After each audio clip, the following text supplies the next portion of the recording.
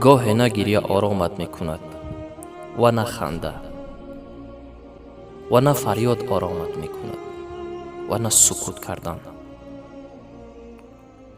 آن وقت است با چشمان اشکالود رو به سوی آسمان میکنی و میگویی خدایا تنها تو را دارم، تنهایم نگذار.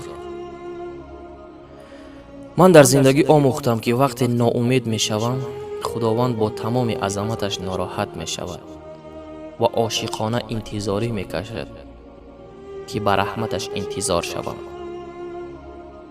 بگذار ابر سرنوشت هرچی میخواهد ببارد، ما را چترمان خداست. از زندگیم ناامید نیستم، چون آن خدایی که به خاطر لبخند دادن به گلها آسمان را میگریاند. امیدوارم حتما روزی برای خرسندی من هم کار خواهد کرد انشاءالله. میگوید زمین در زیر پا دارم همین بس، به تار سر سما دارم به همین بس. نمیگویم ندارم مهربان، خدا دارم همین بس. و السلام علیکم.